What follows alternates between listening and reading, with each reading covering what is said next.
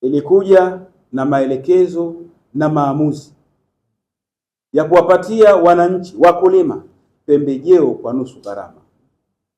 Kwa hiyo kama unalimiwa ekari moja kwa 60,000, sisi utatulipa 30,000, si kwa faida ya kulitengeneza hilo trekta, lakini pia kulitia mafuta hilo trekta na kumlipa mshahara huyo.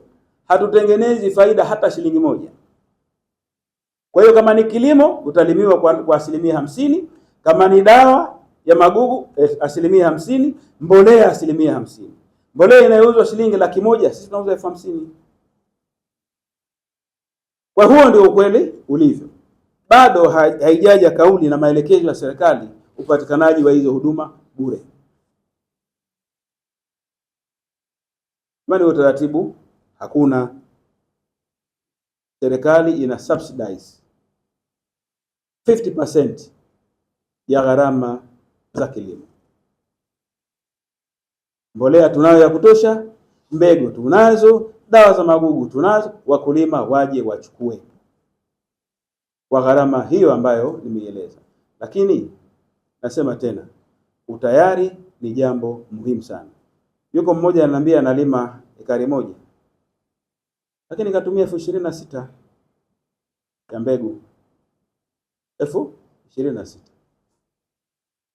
Kwa hiyo wako watu ambao wana ploti mbili wanatumia shilingi 13,000 tu za kununua mbegu ambazo ukiishughulikia vizuri unakwenda kuzalisha zaidi ya tani 7 mpaka 8 zako wewe.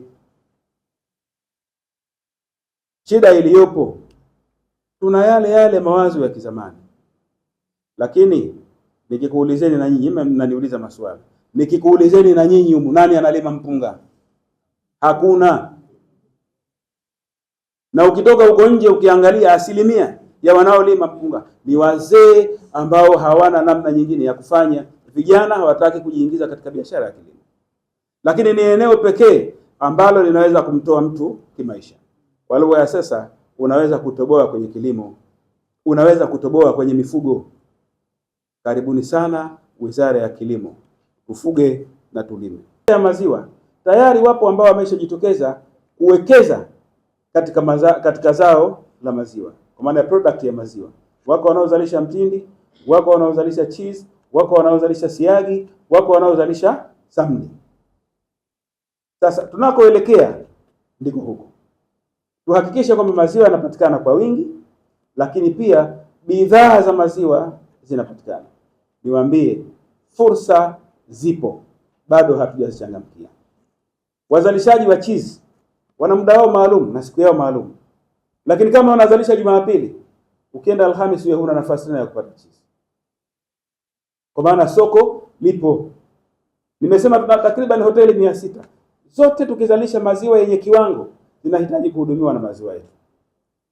Hatukusudii kuzuia mtu asilete maziwa Zanzibar kwa nguvu au kwa kisheria, lakini by fault yeye mwenyewe ajizuie kuleta maziwa Zanzibar. Kazi hii itafanywa na vijana, na ndio maana mradi wetu ule kwa kiasi kikubwa unawahusisha vijana. Bado nitumie fursa hii kuwaomba vijana wachangamkie fursa zilizopo katika Wizara ya Kilimo kwenye kilimo na ufugaji.